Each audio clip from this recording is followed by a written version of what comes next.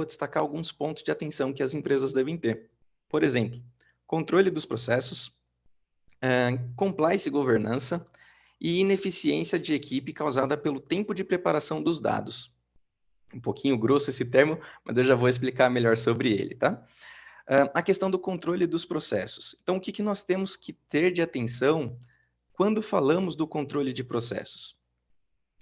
À medida em que estão crescendo cada vez mais o volume dos dados, precisamos nos certificar que as atividades possuem ali um responsável para elas, pois caso não tenha, a chance dessa atividade não ser realizada cresce bastante ali, né? Então, pode dar algum problema aí no futuro para a empresa, né? É aquele famoso ditado que a gente costuma falar, cachorro que tem dois donos morre de fome, né? Ou seja, uma pessoa vai pensar que a outra vai fazer aquela atividade e vice-versa, no final aquela atividade acaba abandonada. Como se fosse que, vamos supor, eu e o Fê estamos trabalhando ali no mesmo setor, temos que realizar uma atividade. Na minha cabeça eu estou falando, o Fê tem total competência ali para realizar aquele processo. Ele também pode estar pensando o mesmo. Então, se não for direcionada essa questão ali do controle dos processos, se não for falado para a gente, olha, não, o responsável é o Felipe ou o responsável é o Daniel, essa atividade vai ficar ali em stand-by, né? Até o momento em que a bomba explodir, e aí a gente vai ter que verificar essas informações. Falando de controle de processos também, né? Então, um bom controle de processos, ele exige fontes de dados confiáveis e informações padronizadas. Caso isso não aconteça, aumenta-se o risco de retrabalho e verificação dos dados apresentados. Além de todo esse retrabalho, né, essa falta de controle, isso pode gerar como consequência a perda de prazos e atraso nas entregas da empresa.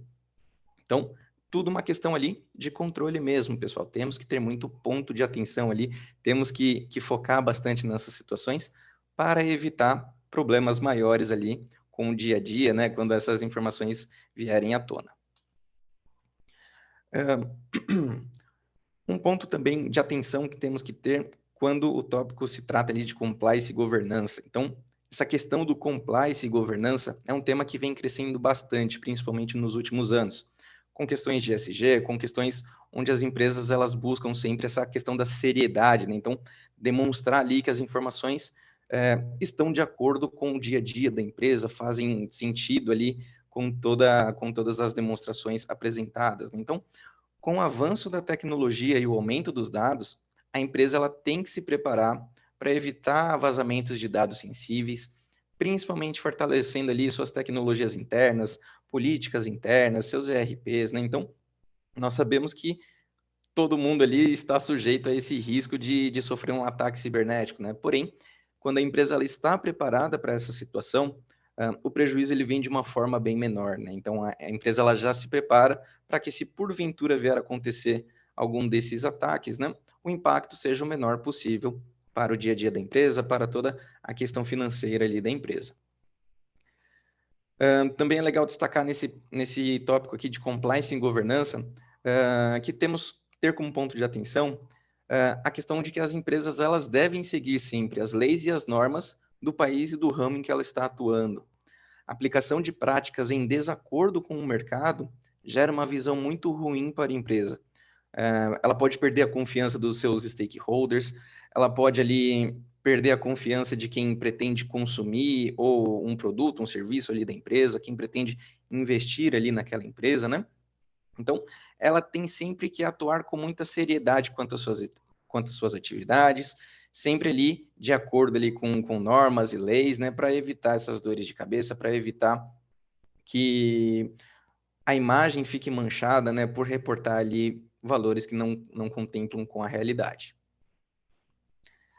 O ícone aqui é referente à ineficiência devido à preparação dos dados, né? Poxa, Daniel, você está falando que a gente não sabe o que faz? Não, calma, não é bem assim, tá, pessoal?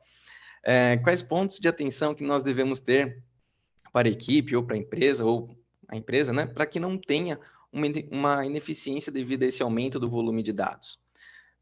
Quanto mais dados são extraídos das diversas fontes de informação, mais precisamos da verificação deles. Porém, nós precisamos tomar cuidado para não perder dados importantes devido a essa alta volumetria. O que eu quero dizer com isso, né? Vamos trazer para o nosso dia a dia, né? Então, a maioria dos analistas trazem como se fosse um mantra ali a utilização do Excel para realizar suas conciliações, para realizar todas as suas tarefas.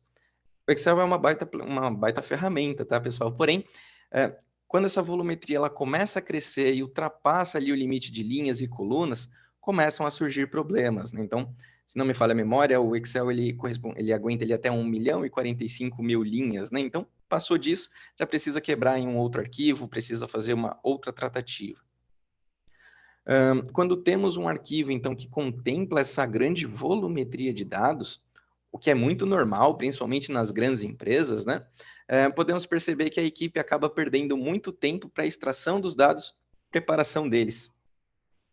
Esse tempo perdido, ele acaba gerando como consequência aqui dois pontos negativos, tá? Quais são eles?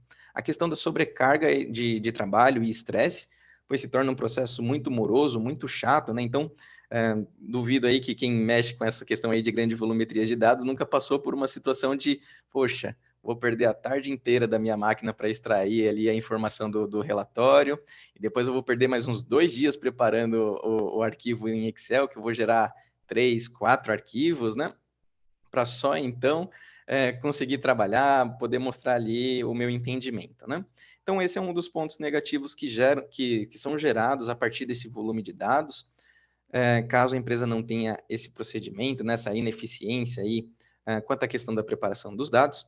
E o outro ponto negativo é a questão da falta de análises aprofundadas em sites estratégicos. Ou seja, a pessoa ela acaba entrando num limbo ali, né? Ela fala, poxa, eu vou entrar no meu modo avião aqui, porque eu sei que só vou fazer isso, eu sei que eu vou demorar 3 dias para extrair informação, 2 dias para preparar arquivo e assim por diante, vai me sobrar 2 horas para fazer tudo e entregar ali para não atrasar, né? Então, essa falta de preparação, né, essa ineficiência devido a essa preparação, ela traz esses pontos negativos. Então, a empresa ela precisa estar adequada a isso, ela precisa se propor a mudar essas informações, né? Isso também gera como consequência aí, impacta diretamente, né, a tomada de decisão. Vamos supor, eu faço esse processo, poxa, eu sei que vai me sobrar pouco tempo e eu tenho outras demandas ali para realizar. Então, eu vou fazer aqui, eu vou lá, vou demonstrar, vou chegar no valor apresentado lá na contabilidade, beleza? E vida que segue. Porém, eu não consigo demonstrar um insight estratégico. Falar, olha, de repente, se a gente seguir por esse caminho, esse valor que está pendente aqui há muito tempo pode ser resolvido, né? Ou então, fazendo uma outra tratativa, essas informações vão melhorar, né? Então, isso acaba impactando no dia a dia ali das empresas.